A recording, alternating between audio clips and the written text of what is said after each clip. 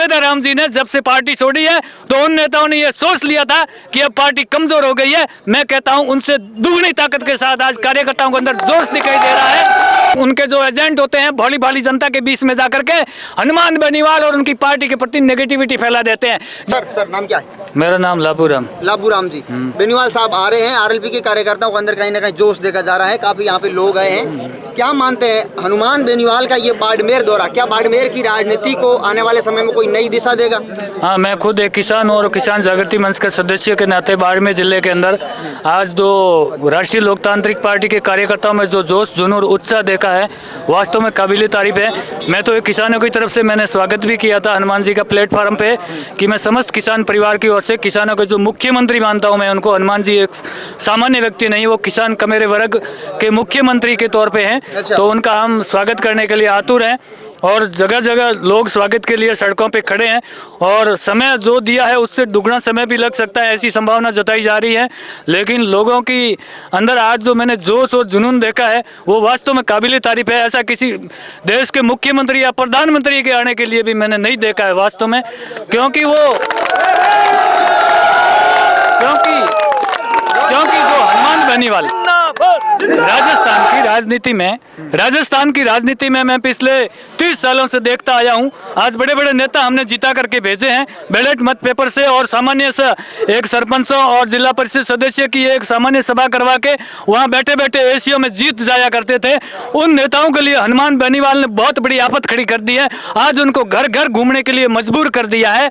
आज जब से हनुमान जी का बाड़मेर की धन्य धरा पर आने का जो ट्वीट नेताओं ने देखा उसी वक्त से उनकी आज नींदें उड़ गई हैं। वो रात भर अपने जो भी कार्यकर्ता और जो भी टीम थी उनको अलर्ट मोड पे रख दिया है कि कोशिश रहे पूरी ध्यान रखा जाए कि आज हनुमान बेनीवाल बाड़मेर आ रहे हैं, कुछ बहुत बड़ी क्रांति होने वाली है। और विशेष रूप से मैं कहना चाहता हूं कि हमारे राष्ट्रीय लोकतांत्रिक पार्टी से एक सदस्य उमेदवार राम जी ने जब से पार्टी छोड़ी है तो उन नेताओं ने यह सोच लिया था कि अब पार्टी कमजोर हो गई है। मैं कहता हूं उनसे दुगनी ताकत के साथ आज कार्यकर्ताओं के अंदर जोश दिखाई दे रहा है, क्योंकि आज के युग के अंदर आम आदमी जागरूक है। और मैं कहता हूं कि हनुमान बेनीवाल ने अपनी लाखों की जो फौज तैयार कर दी है उनमें से सैकड़ों ऐसे लीडर तैयार कर दिए हैं जो एमएल और एमपी का चुनाव फाइट करने की योग्यता रखते हैं। तो वो लोग कमजोर नहीं है, सारे एजुकेटेड कार्यकर्ता हैं और राजनीति के अंदर पूरी तरह से हनुमान जी ने पारंगत कर दिया है। और वो लोग एक सामान्य सा मेरे जैसा किसान खेती करने वाला आदमी लाखों की भीड़ के अंदर मंच पे बोल सकता है। यह काबिलियत हनुमान बेनीवाल की वजह से आज बाड़मेर राजस्थान के अंदर आई है। इसलिए मैं कहना चाहता हूं कि युवा साथियों कभी कमजोर मत होना, उतार चढ़ाव वो आते रहते हैं।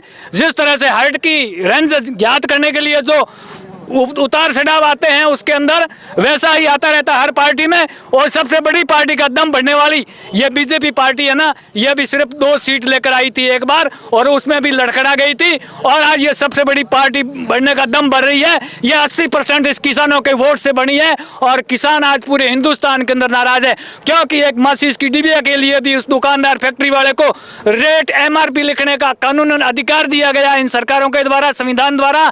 जबकि आज किसान मेरा वर्ग अपने खेत के अंदर अपना प्रोडक्ट उत्पादन करता है और मंडियों में जाकर के रेट कोई दूसरा ही तय करता है। इससे बड़ी गुलामी किसान के लिए कुछ नहीं है। इसके लिए हनुमान जी बेनीवाल आज संसद में लड़ रहे हैं। जितने सारे ऑफर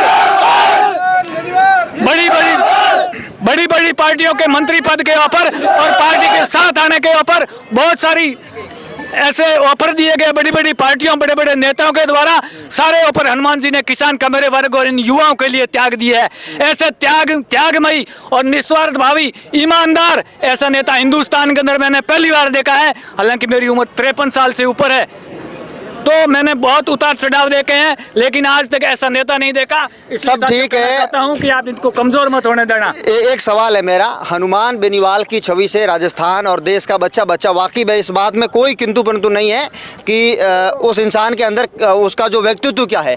लेकिन कहीं ना कहीं आरएलपी के समर्थक उनको एक भीड़ उन्हें मिल जाती है, फैन एक बेस मिल जाता है, लेकिन वो वोटों के अंदर तब्दील नहीं होता। चाहे क्यूसर की बात करें, उनकी परंपरागत सीट थी वो चली गई, या फिर तमाम ऑल ओवर राजस्थान की देखें तो वो संघर्ष कर रहे हैं, लड़ रहे हैं, लेकिन वो सफलता नहीं मिल रही है जो मिलनी चाहिए। क्या कारण मानते हैं इसके पीछे? हाँ, इसका सबसे बड़ा कारण ये होता है कि जो विरोधी दल होते हैं, पार्टियां होती हैं, उसके अंदर क्या है, राष्ट्रीय लोकतांत्रिक पार्टी के कार्यकर्ताओं के अंदर अभी तक थोड़ा सा अनुभव की कमी है।